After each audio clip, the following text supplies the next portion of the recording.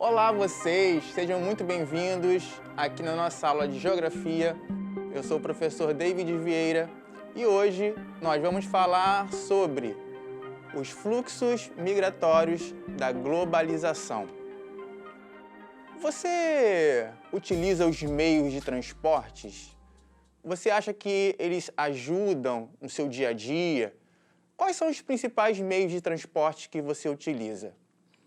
Existem vários tipos de meios de transporte. Existem aqueles que se locomovem pelos rios ou pelos oceanos, os hidroviários. Existem aqueles que se locomovem através das estradas, das rodovias, conhecido como rodoviário. E também existe o ferroviário, pelos trilhos, o trem. Você sabe bem, se você mora num grande centro urbano, você deve utilizar o trem constantemente. E o mais moderno é o avião, o transporte aéreo. É importante dizer para vocês que os meios de transporte, eles são um grande avanço tecnológico que surgem a partir do século XX, com o desenvolvimento do capitalismo técnico-científico e informacional, que trouxe grandes avanços, não só nos meios de transporte, mas também no aumento do fluxo de informações, de conhecimentos e das pessoas e mercadorias. Para que nós possamos ter uma compreensão melhor, vou colocar aqui na tela para vocês os principais meios de transporte para que nós possamos visualizar. Olha aí, nós temos aí um caminhão, um exemplo de um meio de transporte rodoviário muito importante, principalmente no Brasil, para escoamento da produção, para levar lá o alimento na sua casa. Porque no Brasil, as rodovias são os principais meios de transporte. Nós temos a van que serve também aqui muito na cidade do Rio de Janeiro para o transporte de pessoas. Os navios que fazem as exportações e importações, né, as trocas dos fluxos comerciais entre os países, e o avião, que transporta as pessoas, né, através das viagens internacionais. Nesse contexto da globalização, é importante dizer para vocês que esse avanço dos meios de transporte, eles favoreceram muito os países centrais e desfavoreceram os países periféricos. Mas como assim? Precisamos saber então qual a diferença entre países centrais e os países periféricos. Os países centrais são aqueles que se favoreceram desde lá de trás, né, no processo da Revolução Industrial. Eles foram os primeiros a se industrializarem e hoje eles possuem a hegemonia econômica e política no mundo. Já os países periféricos são aqueles países que são dependentes economicamente dos países centrais.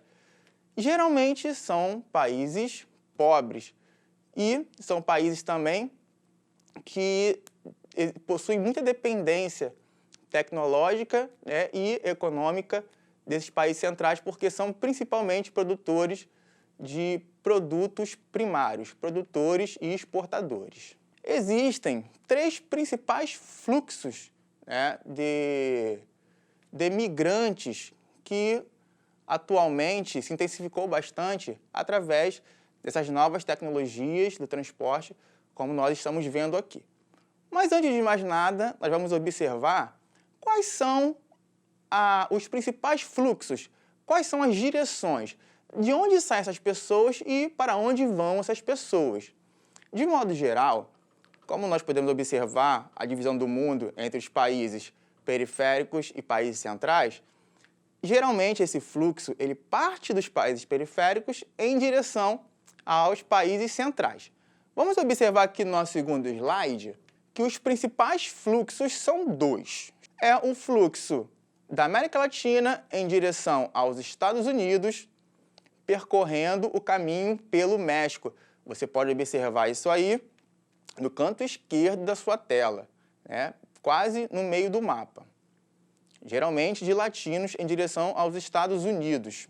Outro fluxo muito importante é em direção à Europa. Então podemos observar bem no meio da sua tela o fluxo da África para a Europa. Geralmente, essa migração ocorre do Marrocos para a Espanha e também da Líbia para a Itália. Isso eu estou falando principalmente dos fluxos clandestinos. Existem também outros tipos de fluxos, como nós vamos ver mais adiante. Existem fluxos secundários também. Podemos observar nesse mapa uma coisa muito importante, é que os países que estão, ou continentes que estão em vermelho, são aqueles que estão recebendo mais migrantes. Por exemplo, a Argentina recebe muito migrantes também de outros países mais pobres da América do Sul. Como é o caso ali também, lá no cantão lá direito inferior da sua tela, a Austrália recebendo também muitos imigrantes, principalmente da Ásia. E a África do Sul, no meio da sua tela lá, na parte inferior, recebendo também outros migrantes que vão para a África do Sul em busca de melhores condições de vida de outros países mais pobres da África. Agora, é importante dizer para vocês também, eu falei sobre essa migração clandestina.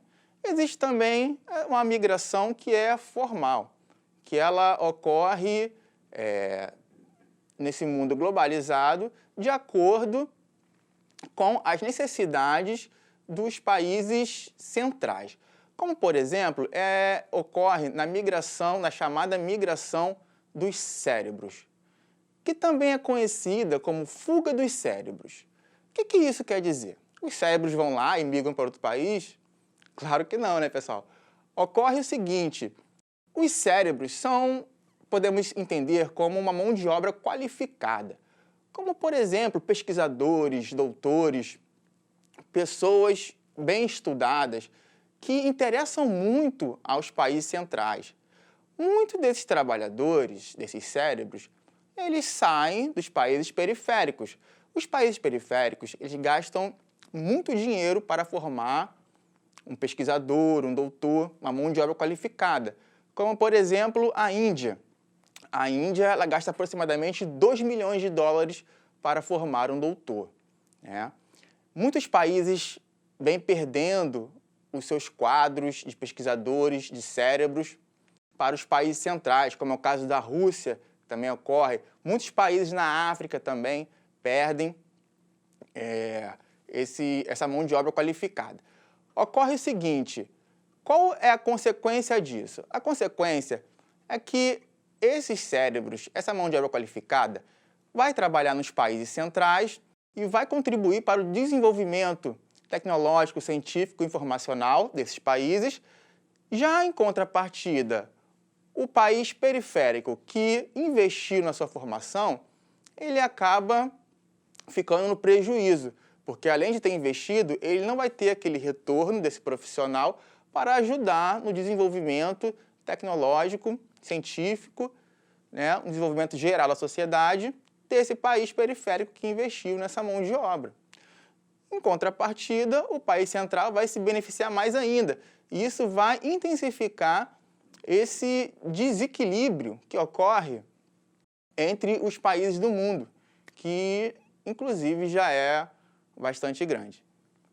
Outro ponto como eu falei com vocês já, coloquei, são os migrantes clandestinos. E eles se caracterizam por serem uma mão de obra menos qualificada. Então, eles não são bem recebidos. Na verdade, os países centrais não querem essas pessoas lá. Eles querem que interessa a eles que essas pessoas permaneçam nos seus países de origem e possam consumir os produtos que a globalização produz, esses produtos dos países centrais. Muito interessante colocar aqui na tela para vocês essa charge aí. Olha só, nós temos aí o controle migratório, que é utilizado para impedir que trabalhadores de baixa qualificação entrem nos países centrais. Aí nós temos o caso dos Estados Unidos, o muro que separa os Estados Unidos do México. Podemos observar que existe um muro, a pessoa não pode passar, mas ela pode comprar um produto de um fast food, uma marca muito conhecida desse país central. Ou seja, ela pode consumir o fast food, mas ela não pode entrar. O dinheiro dela é bem-vindo, mas ela não é bem-vinda, né? Então, é isso que acaba ocorrendo aí. Agora eu vou falar do fluxo de refugiados, né? O refugiado é um tipo de imigrante diferente, né? Geralmente, ele sai do seu país de origem devido a perseguições políticas, religiosas, étnicas, e isso vem aumentando gradativamente em grandes proporções no mundo atualmente. Por que isso vem ocorrendo? Devido aos acontecimentos dos últimos anos, das últimas décadas que ocorreram no mundo, como, por exemplo, o fim do socialismo, né, na antiga União Soviética, a diminuição das ajudas humanitárias dos países centrais para os países periféricos, e também o avanço de posicionamentos políticos extremistas, né, como o extremismo islâmico, que vem ocorrendo. Por exemplo, atualmente, algo bem recente que ocorreu no Afeganistão foi a saída do partido do Talibã pelos Estados Unidos, isso há 20 anos atrás. Depois, os Estados Unidos saíram de lá e o Talibã volta ao poder. Com isso, muitas pessoas que foram aliadas, ajudaram os Estados Unidos durante essa ocupação, se viram abandonadas e estão tentando sair de lá correndo devido a esse medo de serem perseguidos, né, politicamente pelo Talibã. Outra característica, né, outra categoria, na verdade, de refugiados são os refugiados ambientais. São aquelas pessoas que saem, né, da sua terra de origem devido a desastres ambientais, devido a desmatamento, desertificação, né, furacões, tudo isso esses desastres ambientais que nós ouvimos falar sempre aí. Né? Isso é muito interessante, porque esse número, essa quantidade de refugiados, ela vem aumentando bastante no mundo também. Nós podemos observar, no nosso próximo slide, os principais desastres ambientais que levam as pessoas a saírem desses países. Geralmente são os países da Ásia que mais sofrem com esses problemas. Nós temos aí o tsunami. O tsunami, você conhece bem, né? Aquelas ondas gigantes.